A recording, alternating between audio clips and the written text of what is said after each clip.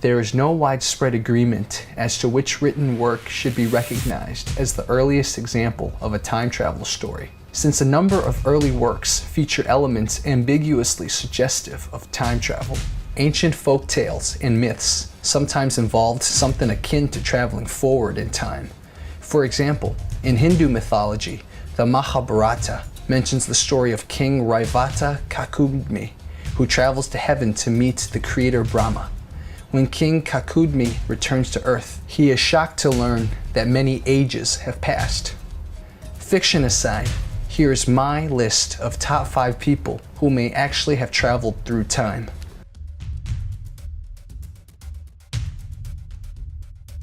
Number 5. John Titor. A person named John Titor started posting on the internet one day, claiming to be from the future and predicting the end of the world. Then he suddenly disappeared, never to be heard from again.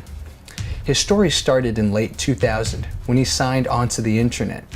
A poster going by the screen names Time Travel Zero and John Titor posted on a variety of message boards, beginning with the forum at the Time Travel Institute. He claimed he was a soldier sent from 2036, the year a computer virus wiped the world. His mission was to head back to 1975 in order to snatch and grab an IBM 5100 computer, which had the necessary equipment to fight the future virus. His detour to the year 2000 was simply to get a little rest and relax while visiting his 3-year-old self, ignoring every fabric of time paradox rule from the time travel stories. Titor said that the many worlds interpretation of quantum mechanics was correct.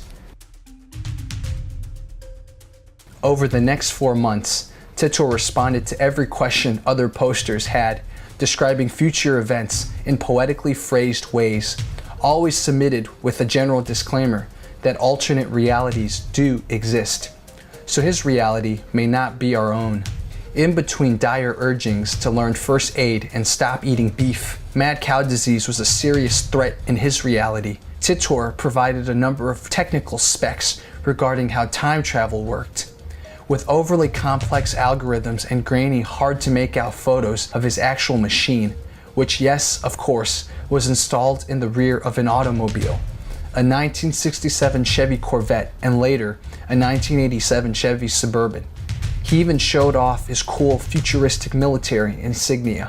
On March 24, 2001, Titor offered his final piece of advice. "Bring a gas can with you when the car dies on the side of the road," he said. Then he signed off forever and returned home. He was never heard from again.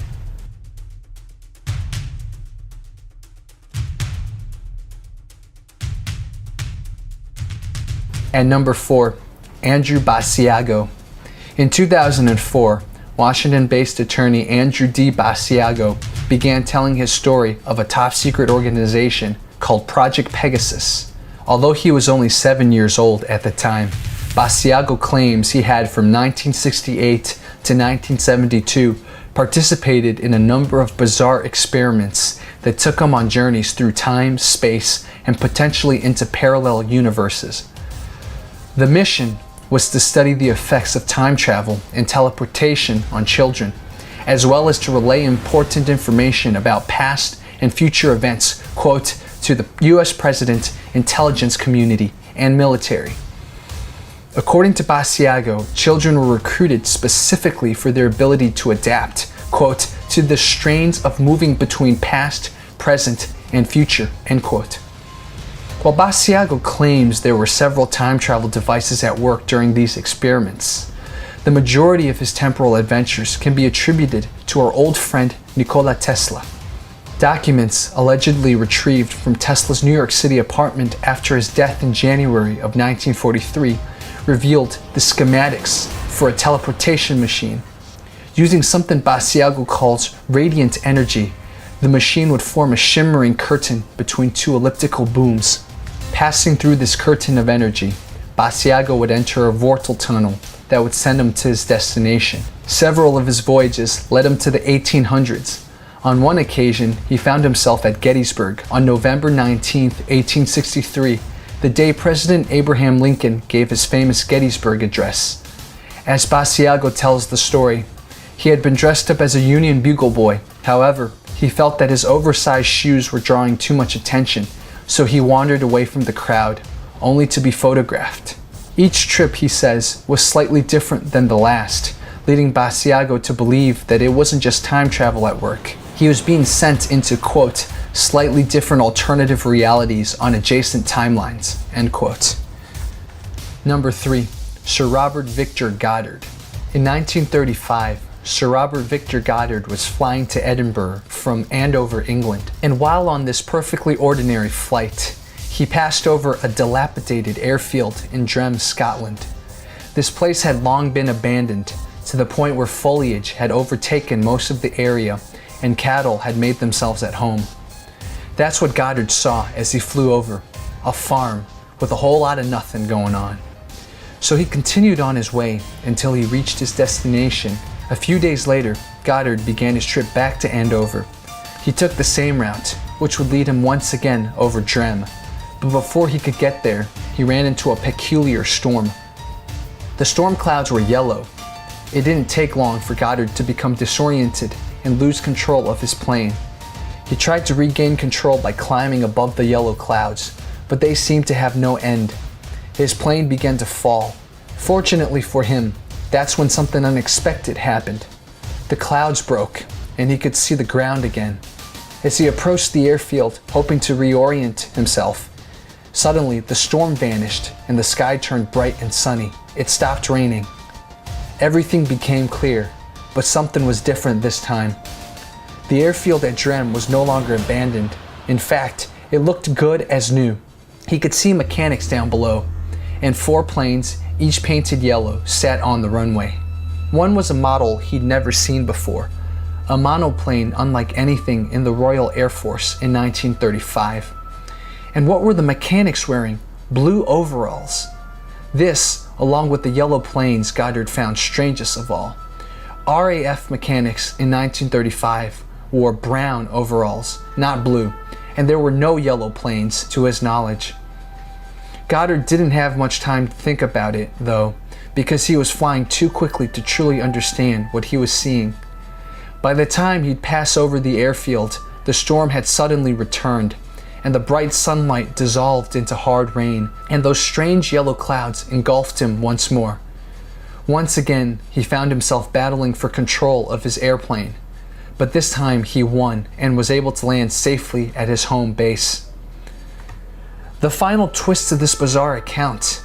In 1935, the vision that Sir Victor Goddard saw at the Drem airfield actually came to pass.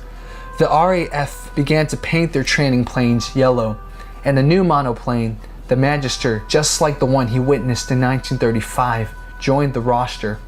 By that year, even the mechanics' overalls had been updated to blue, and of course, the airfield at Drem had made a comeback.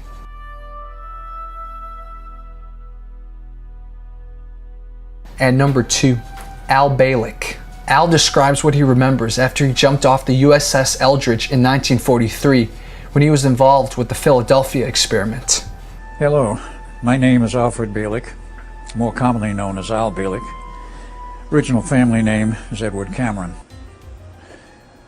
And the purpose of it is to present my history as I best have researched it over the years, as I have learned it, as comprehensive as it can possibly be. I have been involved in the Philadelphia experiment, the Montauk Project, time travel, the alien connections of the Montauk Project, and some other projects, all of which have been secret over the years, most of which have never been declassified, is to give you a base of information as I have found it. Certainly not everything that may be known on these subjects, but all that I have acquired, which is over 11 years. When I first became aware of my involvement with the Philadelphia experiment in January 1988, I had no idea how extensive my use, shall we say, by the government has been, nor where my research would go. I have been involved in many radio presentations, over 50, such people as Art Bell, Mike Siegel, Mr. Jarvis, and others. And in terms of direct presentations before a live audience, over 50 around the world, extensively in the United States, in Europe, and in Australia. The subjects covered have been from the Philadelphia Experiment, the Montauk Project, mind control, some discussion of aliens, and related subjects. And they all fit together. They're trying to understand how they fit together, and the complex web which is involved is really the purpose of the CD, so that you, the viewer, may get some better idea of what information you have been denied by our government, been denied by the media, with a few exceptions, and give you a base of information so you can do your own research. Those of you who may be skeptical, because frankly the presentation is going to become rather bizarre as we go on with it. For those of you who are skeptical, I say fine. It is quite healthy to be skeptical, which means you don't accept either I or any of the other presenters on the CD say at face value. But go do your homework if you don't quite believe us, which is, as I say, quite healthy. Do your own homework, your own research, and I feel confident that eventually you will understand that what we are presenting is the truth. But that is for you to decide. The purpose is to educate. The purpose is to get you to think. The purpose is to help you to understand things which you may have wondered about for years and which you have had only very sketchy information presented to you from other sources. He believes he has not been harmed or stopped because his time-traveling experiences locked him into his timeline. Somehow, by being here today, he, among others in the program, served to balance the effects they produced from prior time-traveling experiences. And at number 1, Leonardo da Vinci. When describing Leonardo da Vinci's scientific achievements, it's hard to avoid using the phrase ahead of his time. His careful observations and logical analysis in fields from astronomy to physiology seemed a world apart from anything his contemporaries were doing. And it took centuries for mainstream science to catch up to his insights. It's as if someone took a modern scientist and teleported them into the Renaissance. He was a painter, sculptor, architect, scientist, musician, mathematician, engineer, inventor, anatomist, geologist, astronomer, cartographer, botanist, historian, and writer. Leonardo da Vinci's work, covering a staggering range of disciplines, is still influencing science, technology, medicine, art, and numerous other fields nearly half a millennia after his death. But just who was Leonardo da Vinci? Was he simply a man of profound intellect and imagination? What most people know about Leonardo is that between 1476 to 1478, there is a gap in his life. What happened to him during this period, and why did he vanish? We ask this especially when it was precisely during this period when he was just beginning to come into prominence. How could someone like him go somewhere and that there be no written evidence? When considering all theories, what could explain such behavior?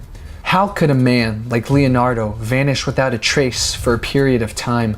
Some believe that during his time away, he received tutoring from beings not of this earth. What we know for certain is that when Leonardo reappeared in Florence in 1478, his creative output reached a whole new level, going beyond art and extending to a number of other disciplines. He would produce aerial maps of Italian cities with such incredible accuracy. He would design and build the world's first self-propelled vehicle, and he would invent machines years and even centuries ahead of their time. What do you guys think? Which potential time traveler fascinates you the most? Please put your comments below.